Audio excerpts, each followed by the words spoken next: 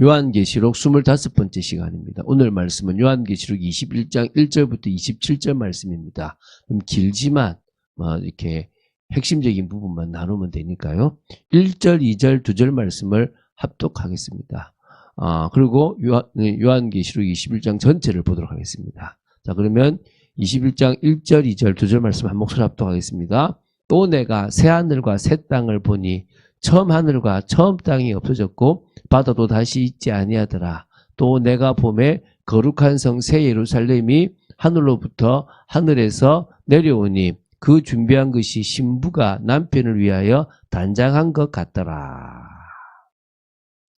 예, 여러분 새 하늘과 새 땅 이전 것이 처음 만들어졌던 것이 사라질 만큼 완전한 새 하늘과 새 땅이 있고 거기에 에덴 동산이 있는 것처럼 새 예루살렘이 거룩한 성이 딱 있습니다.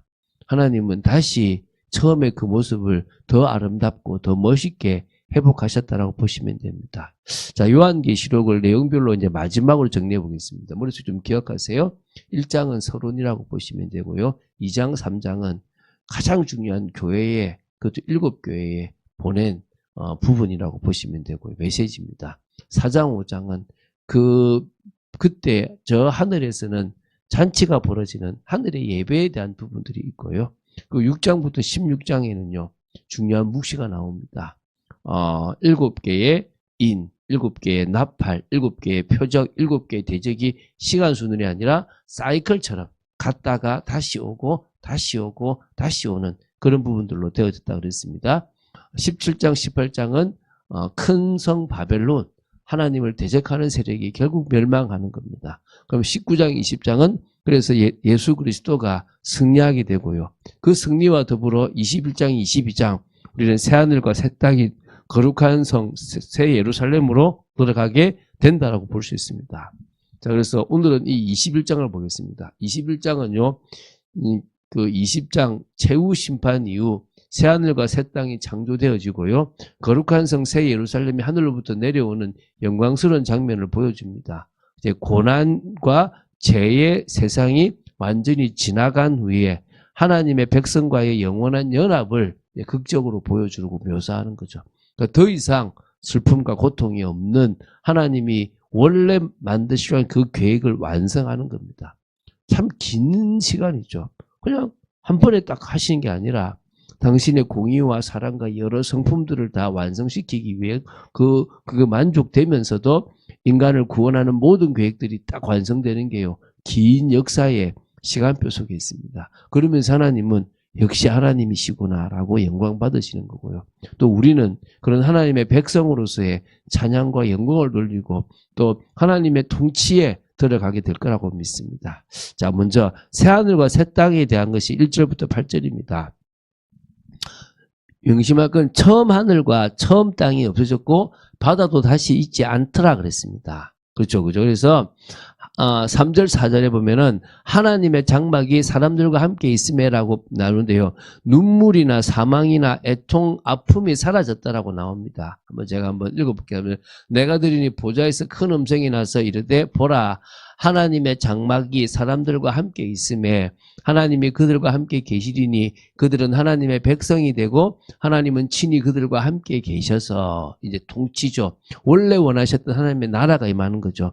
모든 눈물을 그 눈에서 닦아주시니 다시는 사망이 없고 애통하는 것이나 곡하는 것이나 아픈 것이 다시 있지 아니하리니 처음 것들이 다 지나갔음이라라. 그러면서 5절부터 보겠습니다. 보좌에 앉으신 이가 이르시되 보라 내가 만물을 새롭게 하노라 하시고 또 이르시되 이 말은 신실하고 참되니 기록하라 하시고 또 내게 말씀하시되 이루었도다. 나는 알파와 오메가요 처음과 마지막이라.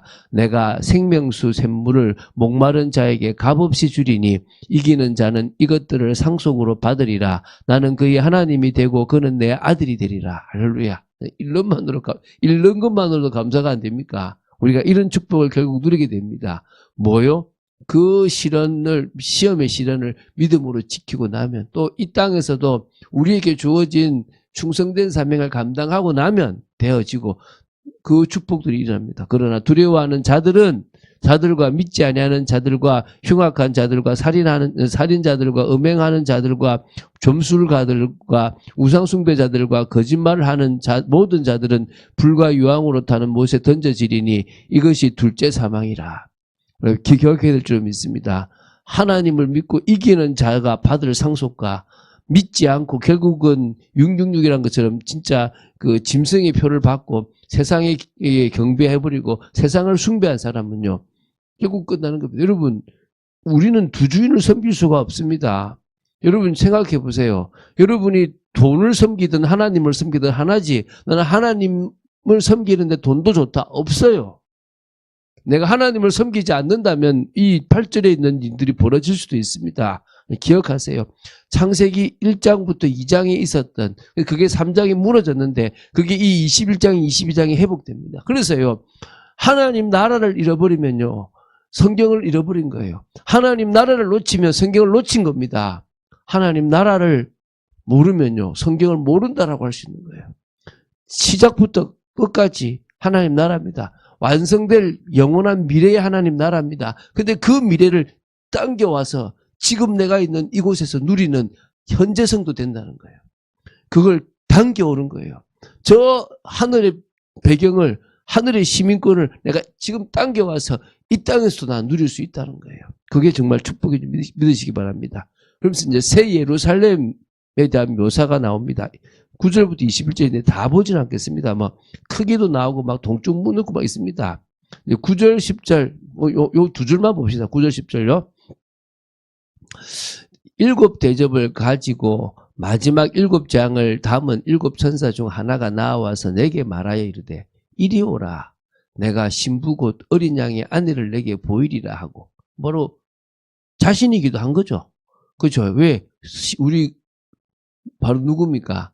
우리입니다. 단순데요. 그냥 그런 생각하지 마시고요. 이 상징적인 의미는 같습니다. 우리가 용이라 그러면 뭐죠? 무조건 사단이에요. 신부다. 그럼 이건 뭡니까? 바로 교회입니다. 교회가 신부입니다. 우리를 말하는 거예요. 자, 그래서요, 성령으로 나를 데리고 크고 높은 산으로 올라가 하나님께로부터 하늘에서 내려오는 거룩한 성 예루살렘을 보이니. 쭉 이제 그 다음에 나오는 겁니다. 그냥 안에 읽어보면 말입니까? 결국 어린 양의 아내, 신부를 위해서요, 하나님께서 높은 산에 가서 보여준 겁니다. 성 예루살렘. 같이 거할 처소죠. 그게요, 정방형으로 있어요. 딱 이렇게 정사각형인데요. 길이, 높이, 넓이가요, 다 똑같아요. 12,000 스타디온, 약 한 2,220km. 크죠? 우리나라가 지금 여기서 저기 부산까지, 서울에서 부산까지 한 500km 됩니까? 그거 몇 배 됩니까? 이렇게 4배가 넘죠, 그죠? 크죠? 그게 상징적인 건지, 진짜인지, 제가 보기엔 상징적으로 저는 보입니다. 어쨌든, 또 성벽 두께는 144규빗, 이게 1규빗입니다. 이게 144규빗입니다. 벽은, 벽옥, 성은 맑은 유리 같은 정금, 기초석은 12종의 보석, 대일성 흉패를 연상한다 그러죠. 그리고 12문은 12진주로 되어 있고요. 이스라엘의 12지파, 또 12제자를 의미하죠. 그래서 성벽 기초가 12사도거든요. 이게 다 구약과 신약에 많은 사람들의 수가 들어있다는 겁니다. 동서남북으로 문이 있고요. 방향으로 각 3개씩 12개의 문이 있고요. 12개라는 완전하거든요. 다 구원의 민족들이 다, 구원받은 민족들이 입성할 수 있도록 만들어 놨다고 보시면 됩니다. 이제 성 안의 영광이 22절, 27절입니다. 이건 읽어봐야 되겠죠. 성 안에서 내가 성전을 보지 못하였으니, 성전이 없대요. 필요 없죠. 왜? 성전이 왜 필요합니까? 불완전한 인간이 완전하신 하나님을 만나기 위해서 안전한 장소가 성전이에요. 근데 우리가 이제 완전해졌는데 성전이 뭐 필요합니까? 바로 대면할 수 있는데요. 이는 주 하나님 곧 전능하신 이와 및 어린 양이 그 성전이십니다. 그럼 바로 만날 수 있어요, 이제는. 그 성은 해나 달의 비침이 쓸데없으니 해도 필요 없어요. 달도 필요 없어요. 이는 하나님의 영광이 비치고 어린 양이 그 등불이 되심이라.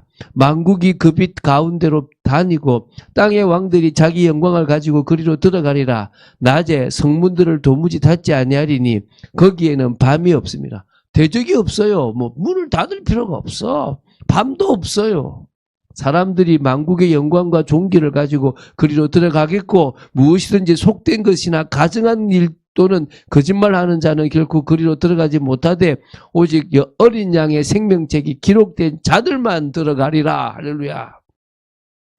저거를 땡겨서 이 땅에서 우리는 누리는 겁니다. 그게 현재성이에요.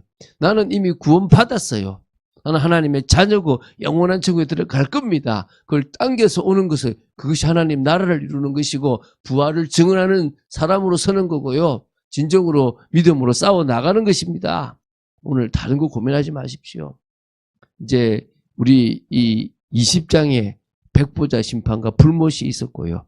이제 새하늘과 새 땅입니다. 완전 이렇게 바뀌죠. 결국은요. 생명책에 이름이 기록된 사람과 기록되지 못한 둘째 사망에 있는 사람이 됩니다. 그러니까 생명책 기록된 사람은 주님과 연합하는 게 21장이잖아요. 결국은요. 20장에는 어둠의 심판이 있지만 우리는 하나님과 어린 양과 함께 영광스러운 자리에 들어갑니다. 여러분 이거는요.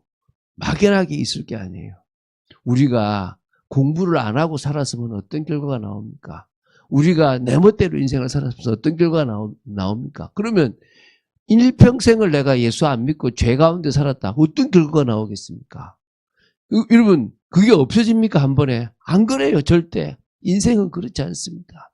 오늘 그 답을 내시고요. 정말 우리가 부활의 증인으로 서게 되기를 하나님 나라 아니면 아무 의미 없다라는 사실을 기억하고 응답받는 여러분 되시길 주에서 그렇게 축원드립니다. 주는 그리스도시요 살아계신 하나님의 아들이심을 고백합니다. 오늘도 정말 중요한 말씀을 이제 봅니다.